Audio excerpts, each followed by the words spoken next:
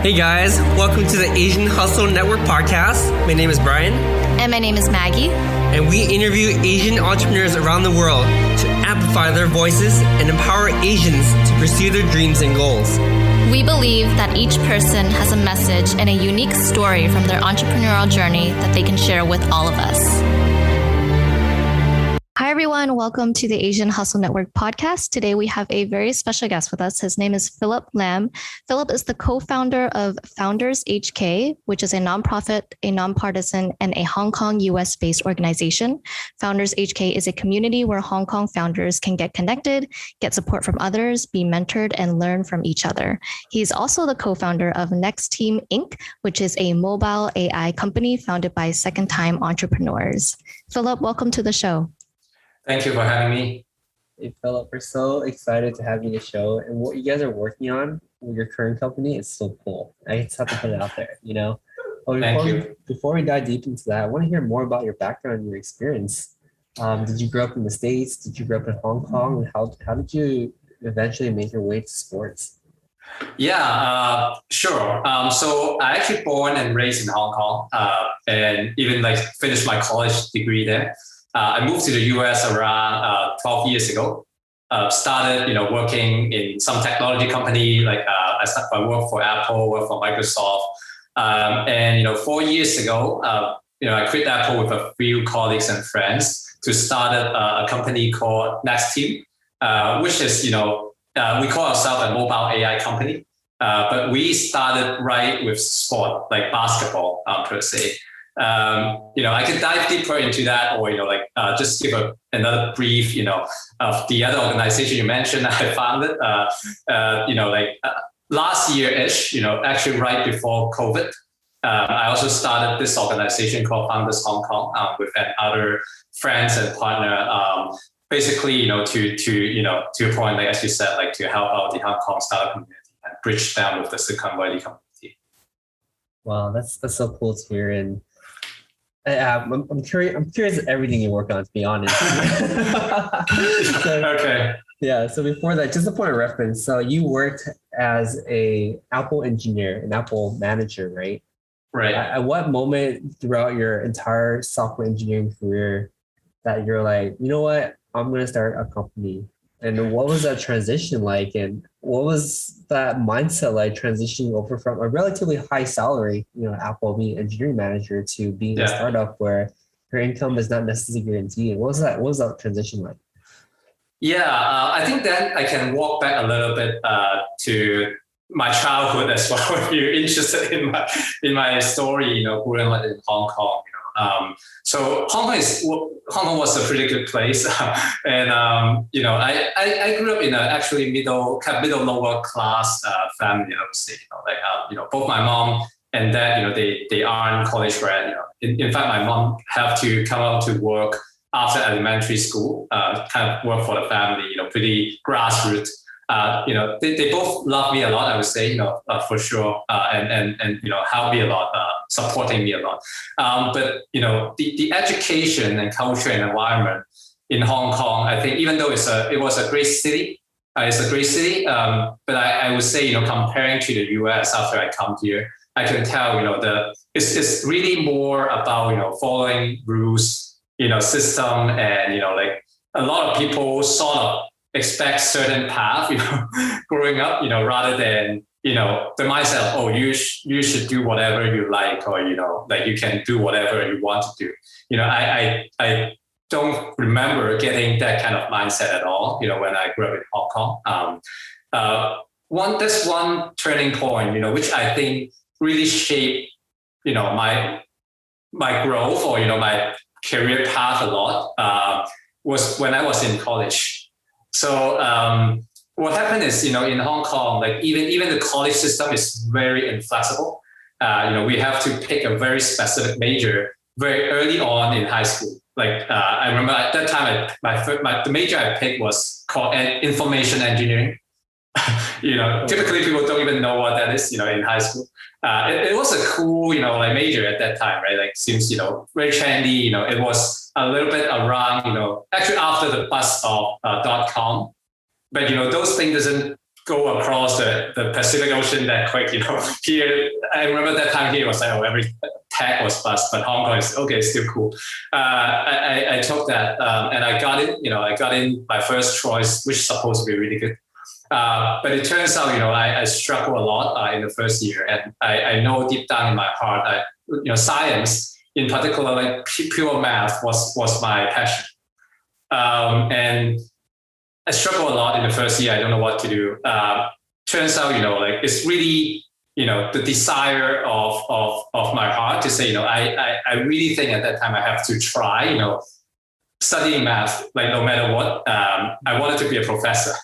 That's the mindset. I still remember that because the desire was so strong, and I feel like if I don't try that, I'm gonna regret. Even though I didn't pick math at the beginning because I know that's also a very dangerous path in terms of career, because there's very few success of being a math professor, blah blah.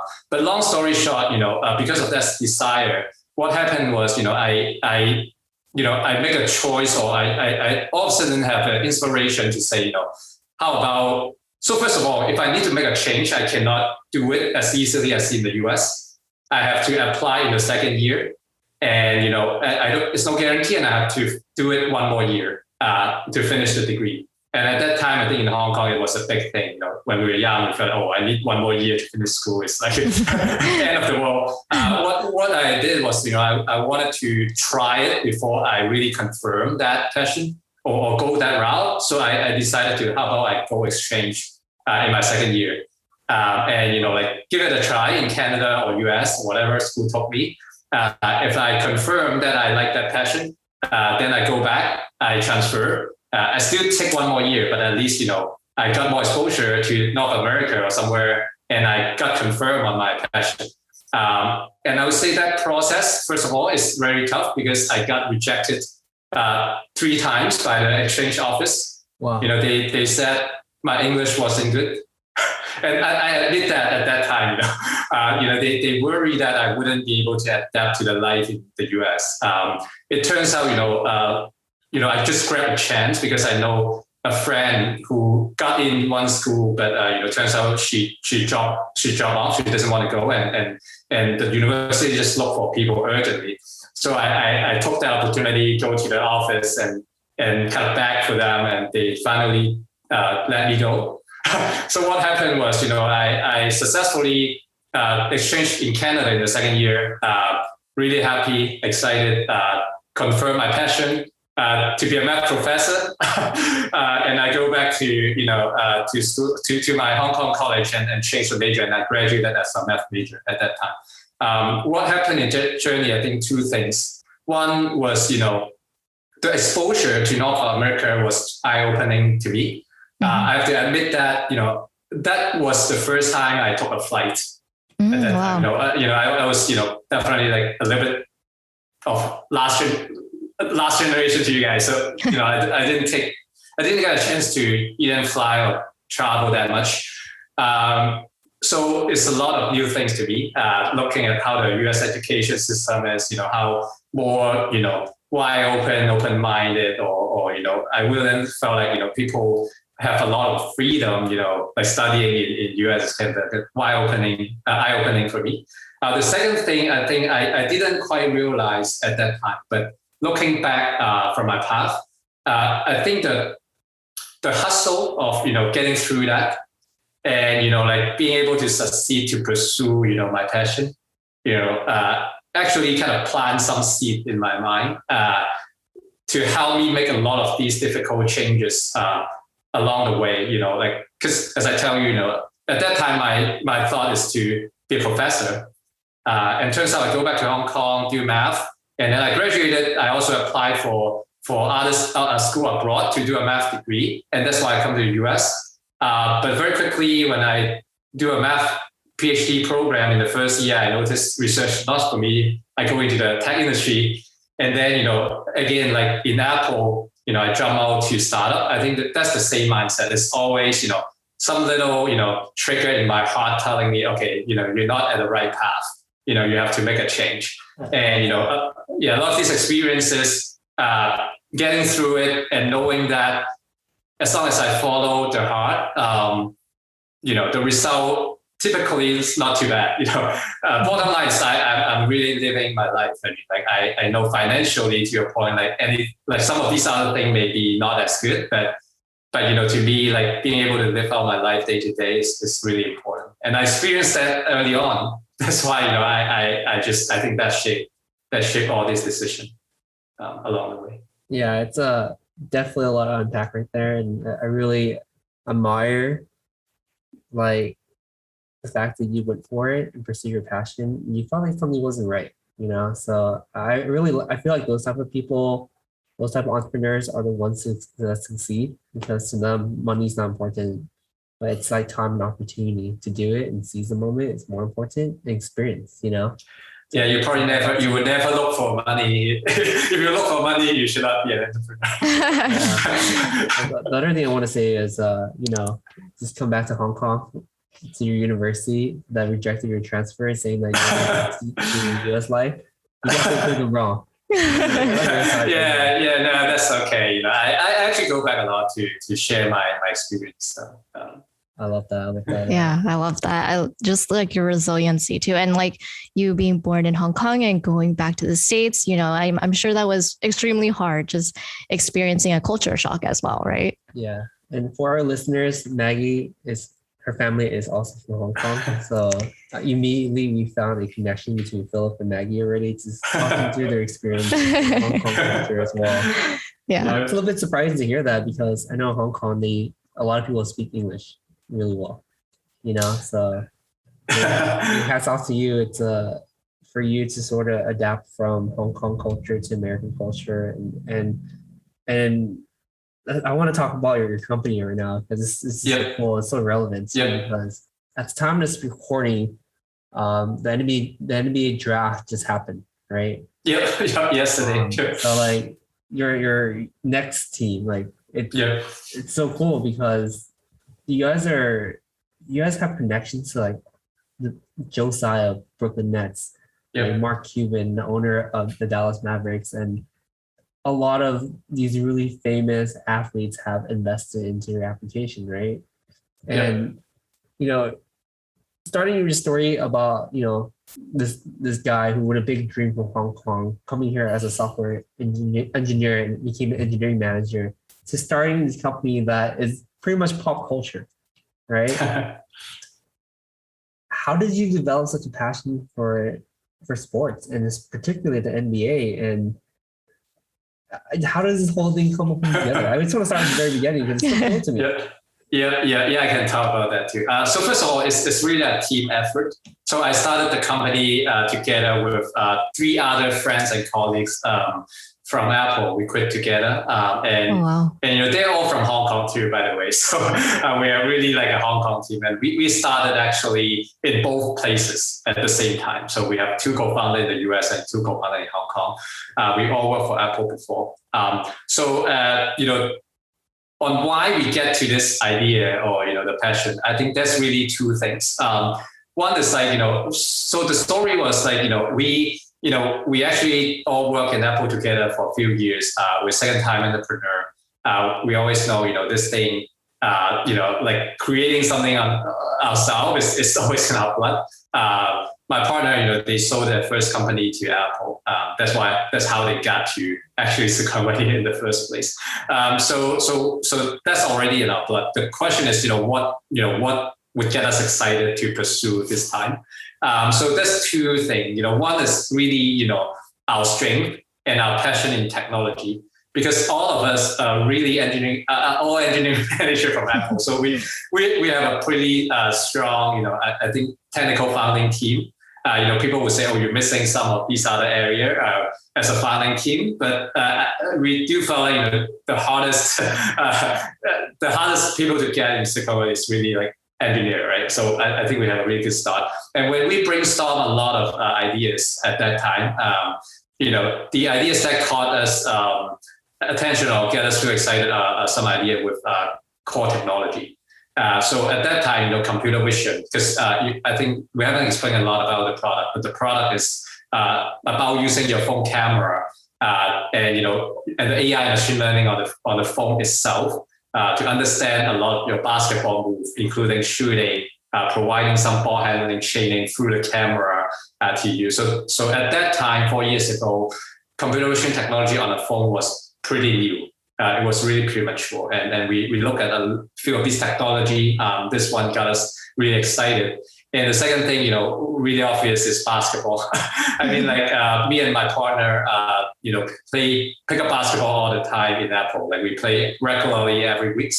Now, I myself, I wasn't professional at all, but I played high school team back in Hong Kong. If we want to talk about NBA, I can talk whole day. I mean, I can totally talk whole day about NBA with you. We're ready. You and Brian are perfect for each other. Yeah, let's do that after the podcast. He can talk about NBA all day as well. Let's talk more about NEX. Can you kind of? Yeah. We talked a little bit about the founding story, but what is NEX, so our listeners can understand? Yeah. So just to continue, it's like our passion in basketball to combine with the technology kind of get us into this idea. Originally we were thinking to build a product to capture our own pickup games with the phone camera and automatically cut highlight and generate like a scoreboard for ourselves. It's like we think, we play pickup game every week. I always remember my best shot and my best pass. I actually like to pass more than shoot. But can we have our scoreboard or highlight just like some of these NBA players? No one's gonna do that for us. Sometimes we cut. We record ourselves. But cutting the game. Do all this editing really tough, right? So that's just a pretty crazy idea. We're already capturing the game on our phone. Can we use the AI to even cut it, for us? So it started from there, and very quickly, we go to the market, talk to players, talk to coaches, and we figure out, for them, a simple use case is like, if you can use the phone camera to capture my student's shot, even just count it for me, because the coaches will ask the student to put up, let's say 1,000 shots per week. Really, common cases, but there's no proof, right? There's no proof they did it. Mm-hmm. There's no proof on how well they do it. Even the student themselves don't know. The player themselves don't know. So they say, if you can just use a camera to count the shot for me, it would be already extremely helpful. So we when we started thinking about technical problem, we think, tracking shot is actually a sub problem of that big problem of cutting highlight. So why don't we start there? So that's kind of how we started making home court as our first product on NEX, which is I explained it a little bit. Is using the phone camera to track your basketball shot, give you real time analysis on whether you make it, you miss it, where you're shooting it from, provide you like the shot chart, even some advanced metrics like release time. What kind of shot it is, stuff like that. And we also be able to provide, basketball training using the front-facing camera. Imagine putting your iPad or phone in front of you. You see the screen, the AI recognize your move, recognize your ball handling, and we project some AR object on the phone for you to interact with it while you're dribbling. So we simulate a lot of these basketball drill just on your phone and, let you do it at home or at your backyard. That's so cool. It's the same technology we see in the NBA games where they show you the shot charts and the directory and the angles and everything. Yeah. And it's on your phone. That's crazy. Yeah, it's so interesting. I don't think I've ever seen anything like that. So the tracking and the charts, is it immediate results? Yes. Wow. Yeah. That's why everything is run on the phone. Wow, that's amazing. I know. I can't. I'm also a software engineer. I'm trying to break it down in my head right now. I'm just I don't even know how you guys do that. We have a pretty big team of engineering. R&D are pretty focused on R&D. So how do you, in considering the benchmark of what the standard is, how they should improve, because everyone is different, right? And you have tall people, you have shorter people, body size is, obviously different for each person. So how do you determine what that benchmark is? What type of, what things they need to do to improve? Yeah, I also have really bad shooting form. You guys offer like direct critique and be like, Brian, your shooting form is crap. Yeah. Right now, like I think we definitely want to get there at some point. It's almost like like AI, like assisted coach for everybody. I mean, that would be awesome. Right now, it's a little bit more like we provide two main things. One is the data, as you said. We capture data in real time, and some data even like human eye cannot see. Right, like how quick you release the ball while you do shooting, like how high you jump and you put up the shot. It's not easy to see by human eye, right? We provide those data for the player as well as for the coach to provide a better training, and like we also provide some guided training to tell you what you should do based on your level. But I wouldn't say we build an AI coach. To say, oh, you have to do this next, stuff like that. Not there yet, but so that part we provide, some sort of AI or auto, detection to provide data. The other part is like we provide some of the really special training that you may not even get, from coach. It's like those ball handling exercise, some agility exercise. Actually, a lot of younger kids or like youth love that a lot because think about ball handling drill. It's very boring. No one do that. Actually, no one even do that. Like unless you're a professional, like you have forced to do that. Otherwise, no one do that. But we have a catalog of like more than 50 different ball handling drills. One ball, two ball, a lot of different object on the screen that you can interact with to simulate different moves. We have competition. We have leaderboard. We have teams that you can, either join with your official basketball team or you can form community team with your friends. So all those things really help, people to be even more engaged in training. Sometimes when you're young, especially like you do more, you're not doing it very wrong, then you improve, right? It also kind of, there's a little bit of like, getting you feel more interested in the game, kind of thing as well, rather than getting you better through the app. I love that. This app sounds so cool. It's like a dream app, and also like I just love the NBA a lot. I'm curious because you guys raised from pretty A-level people, right? Like Josiah and Will Smith and Mark Cuban. How did you get connected to them and pitch to them? Because to us, I mean, like at least to me, Maggie, they feel so unattainable. How do you reach someone like that? Yeah, no, I think that's a lot of story. But I think if I have to say one thing, like first of all, we have a great partnership team, and we hustle to get a lot of these connections. But I think it boils down to really whether you're two things. One is whether you truly believe in your vision or your passion or what you do, and second, whether you can prove it from your execution. Because like we go through a lot. I think everybody as an entrepreneur like needs to go through a lot of fundraising or hiring. You just need to ask for help from a lot of people, and you get turned down a lot. And often, what ultimately being seen is like some of your success, right? But a lot of these turned down, people don't see, and maybe for some entrepreneur, they, the success didn't show because it turns out something happened or they give up, after like being turned down a few times, for example. If you ask me, I think like it's really about every time when we get an opportunity, we try our best to do the pitch or to do the partnership or to basically grab every opportunity to the best that we can. To make a concrete example, one turning point for the company, it's like we are really fortunate to be invited to be on the Apple stage in 2018. That was the iPhone event, like the iPhone XS event. That's just one of three developer company got invited. My partner, CEO David and Steve Nash. You know who Steve Nash.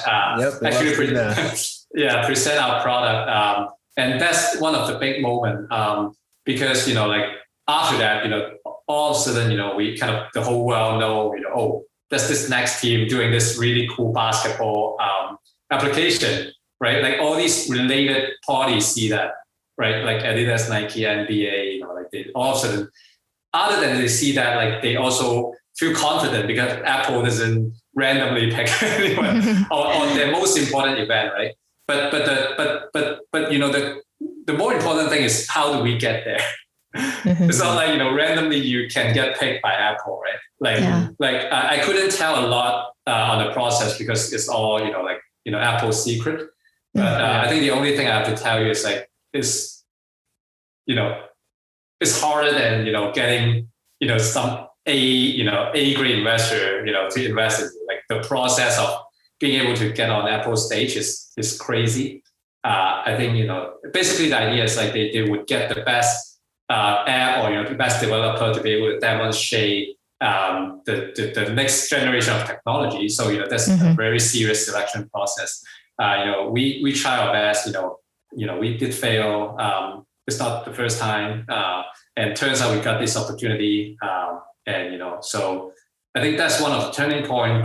But looping back on how do we get these amazing investor is really a lot of failure happened also, but people don't see it, right? Like and we just got fortunate to get a few chances, and some people like us enough and feel the vision align and they're willing to support us. So I love that. Wow. I love that. It just comes to show that hustling, dreaming, meeting the right people at the right time really matters, and just having a great product and great reputation, because you met Steve Nash and that opened the floodgates. So like all these athletes I see, I'm just going to read some on the website. Okay? This is really interesting to me because I see Steve Nash, Jeremy Lin, Bradley Beal, Sue Bird, Matthew Delanova, Joe Harris, Al Horford, Mason Plumlee, Miles Plumlee, JJ Redick. Like these are all really, really good NBA players, and the fact that you got them to invest and believe in your vision. If anything, basketball athletes know the best about what works best for them technology-wise, and you got a lot of the buy-in and believe.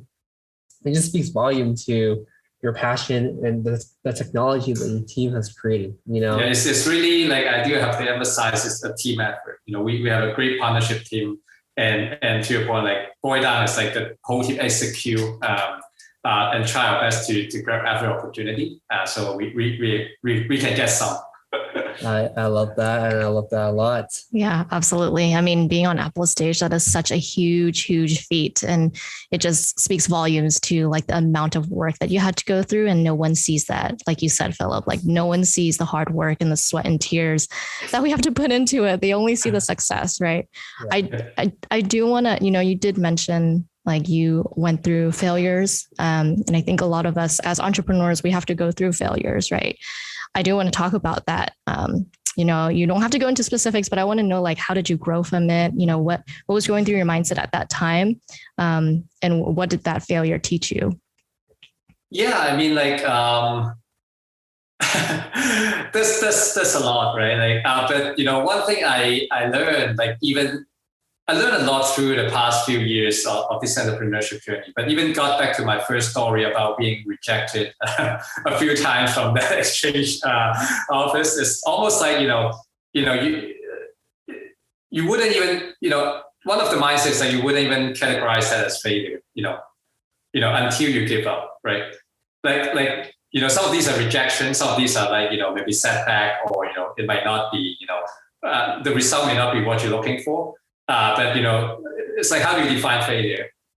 but to me, like, I think one thing I grow is like, to really take that in more extreme, because like being an entrepreneur, like you just have to, at least that's, for me, it's like the first time, I know if you go through that, you got a big name, like you probably get the easier path in your second time. But that's almost like first time, like nobody to start a company, like you just have to, and where, like, couple of things. One is like you just will go through some of these unexpected results. I avoid the word failure, or like setback, or rejection, or even some people will like you will feel not being respected, all these, right? how do you get through that? Like, to me, like, it always get back to, it doesn't necessarily to be like the same thing for everybody, but for me, it's always about the passion and whether, the heart, my heart is still telling me whether this is the right thing to do or not. I think, that's one thing pretty important as well, to be more practical, and going through that is like, you have to, I'm not saying like you always need to stick with your direction of what you think you should do. There's always a discernment on whether you need to make some changes or make some feedback. There's some learning about good feedback and bad feedback, right? Like, but the thing is really about can you free your mind to take this rejection as sometimes another set of motivation, or as sometimes it's really a learning opportunity to you asked about pitching. A lot of time, like you go pitch, it's very similar to you go ask for feedback. It's almost the same thing. And people like it, they will ask, "Oh, can I get it?" If you go pitch, they don't like you. Like, no matter how you pitch, they don't get it. So like, one thing I learned, very specific example, is like how well you can take feedback. Through this, right? Like, if you get rejected, don't. It's really practical, just a simple thing. You don't worry about ask for honest feedback on why you think it doesn't work. Sometimes you push a little bit more. People would give you really honest feedback, rather than some like some polite response, right? And if you willing to kind of be a little bit more humble, put down a little bit of ego, and believe in this is what I want to get to. I want to improve myself. I don't mind to take this feedback, or I even proactive to get this and take this rejection as as an opportunity to learn and get me to the next step. I think that's one mindset I learned, and it's not easy to be honest, especially coming out from a corporate. I think that's another thing I can share about learning. Like, it's very different. In a corporate, it's almost like you have a pretty narrow path to grow. Typically, like, you don't want to make too much mistake, because you need to please your boss, and you please some of your peers, and you get some success, right? And if you make too much mistake and you get rejected, or people feel like you're not doing a good job, then there's a good chance it takes you a lot more effort to fix that, or you go to another company. I think startup is very different. Like, it's wide open.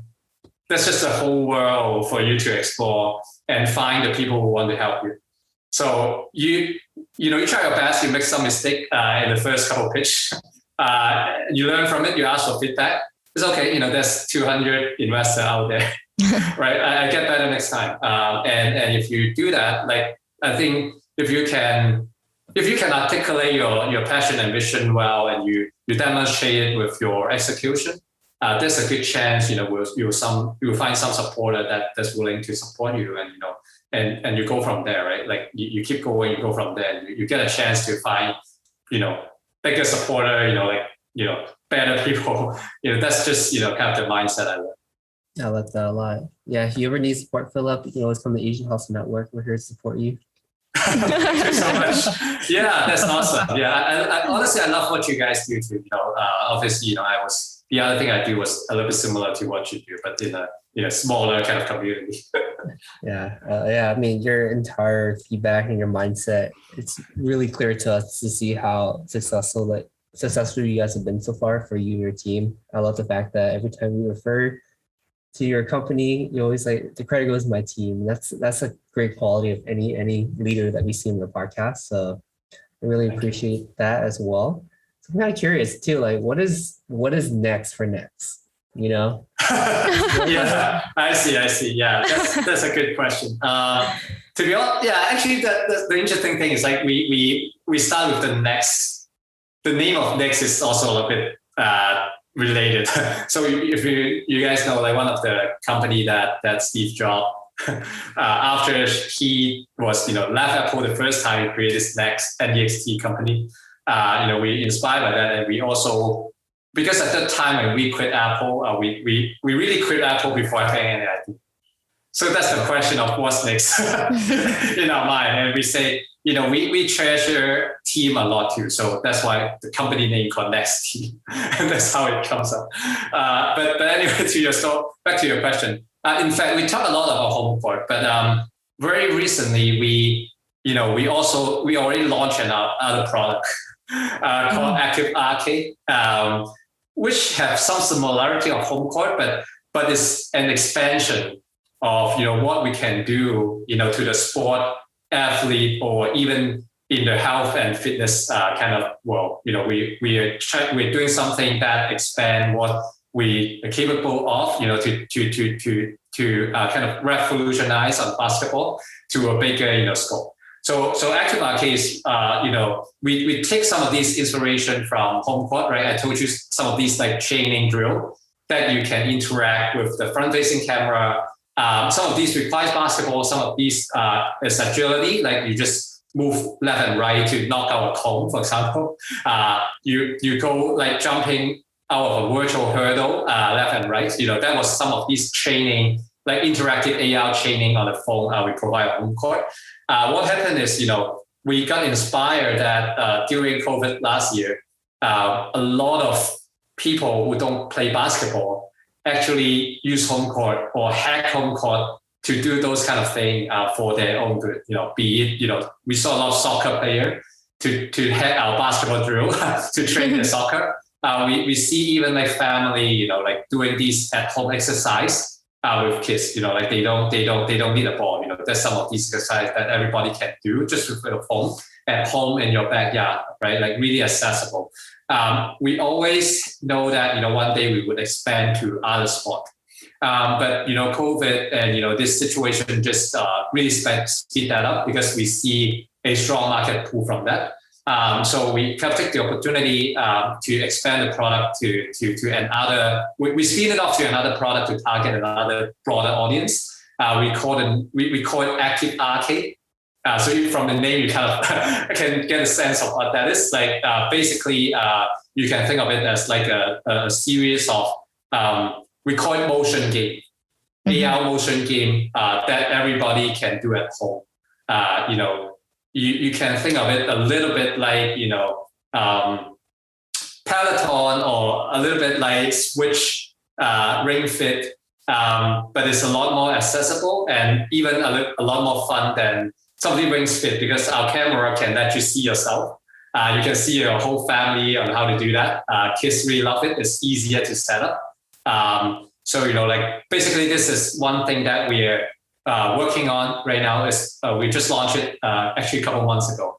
But the idea is to take this technology to serve even a broader group of people, because basketball athlete is just one type of athlete.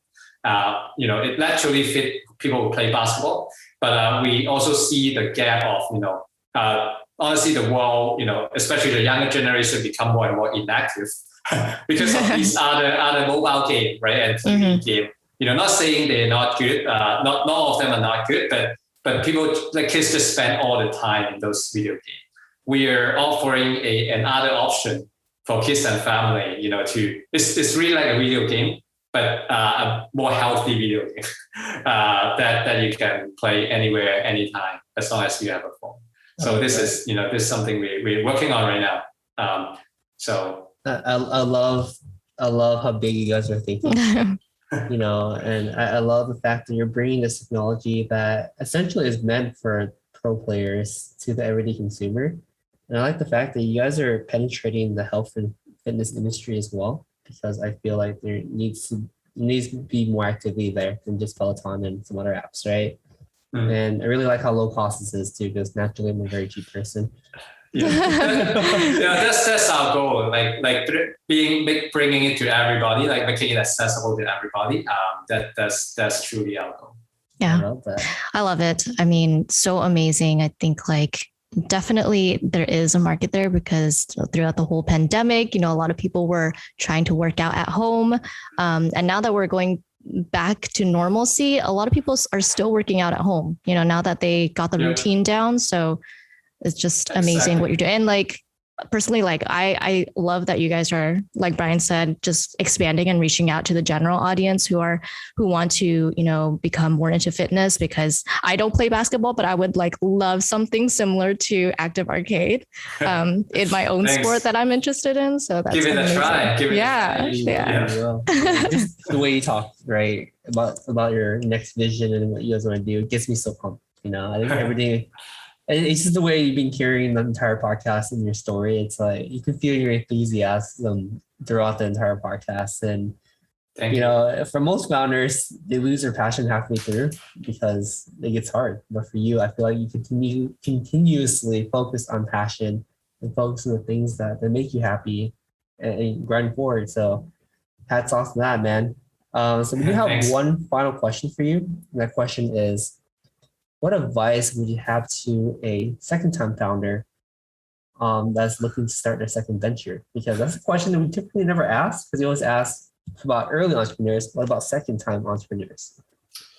Yeah, I mean, I do. Can I answer both? Yeah. Because I think I personally, my team, all my partners are second time. I learned a lot from them. It's my first time personally. But I, get back to your first question. I can see, while we're running this company on a second time, I think, it depends on how successful your first time is, right? Like, I think that's always, this interesting thing is like, if you're not that successful, then hopefully, you got to learn something, and, you hopefully get, some of these, learning and then correction in the second time. On the other hand, if you got some success, for example, let's say you sell your company, and if you're working on my feeling, that's mostly out of my feeling. So you work on even though you work on the same industry, or maybe like, especially if you not work on the same industry, if you want to pursue another passion, sometimes, the thing that you do in the last time that gets you success really may not apply. The world changed. The world changed a lot. I think the team, at the beginning, like, even though we, most of us are second time, I can see, we also grow a lot through the journey. It's like, sometimes it's so easy to kind of sort of start again as how you used to do it. Including, working with the similar group of people, right? Like doing some practice that you used to do. But quickly, we find that, maybe we shouldn't do that. So maybe that's a trap for second-time entrepreneur of, like at some point, I try to treat it as another first time, and, think about it using like the first principle. Maybe helpful as well. Just a little bit of insight there. But for me as a first-time entrepreneur, I think I share a few of those, already, kind of throughout the story. I think, again, like for me, the most important thing, are three things. I think I heard from another podcast that entrepreneur say it very well. It's like passion, persistent, and people. The 3P. I think, like, if I have to pick one of that, I think persistent, or the hustle, is the most important, because it's easy to say you have a passion, and you can have a passion for three minutes or 3 hours or 3 days. People, like, it's very important, especially when you grow. But my experience or my journey is like, you just need persistent all the time, no matter in which stage. In all the stage, you just face challenges. At the beginning, you face challenges to even get a little bit of support to get you going. If you get to like some of these other growth stage, there's also a challenge too, right? Competition, like how to grow the team. So I think like losing that, basically, there's just so many points that you can drop. So I think it's nothing new, but I think I like you guys' name too. Although it feels like pretty tough, but that's just what it is. In my opinion, you just have to have that as an entrepreneur. Yeah, I really like that. You bring up a really good point too. It is all about persistence at the end of the day, and how consistent you are day in, day out. And the hustle does matter, because when you hustle, you find different opportunities that you might have missed before. So amazing, man. Thank you for that. So how can our listeners find out more about you and reach out to you online? Yeah, I mean, like our product, so we have 2 products now. So go to homecore.ai. That's the Homecore product. We're actually still ramping the ActiveRK product webpage. But search for ActiveRK on App Store or Google Play Store. Download it, and we have some links there to route you to our Instagram, Facebook page to learn more about it. Personally, maybe you guys can help me to put my LinkedIn or stuff somewhere online. If you're from Hong Kong, actually, if you are from Hong Kong and you're an entrepreneur, I don't get much chance to talk about Founders Hong Kong, but I would love to also connect with you. So go to foundershk.com. Check it out, or just search for Founders Hong Kong on Facebook, Instagram, LinkedIn, and hopefully we can get connected. Amazing. Yeah. And I love what you're doing with Founders Hong Kong too, because it resonates with a lot of what we're doing with the Asian Hustle Network to connect founders and entrepreneurs, especially of Asian community. Thanks. Yeah. Awesome. Well, thank you so much for being on our show today, Philip. It was amazing learning about your story. Thank you, Philip. Yeah, thank you for having me again. It's fun. Of course. Thank you, man. I appreciate your time, and thank you for sharing your knowledge with us. Hey guys, we hope you enjoyed this episode. Please subscribe to the show.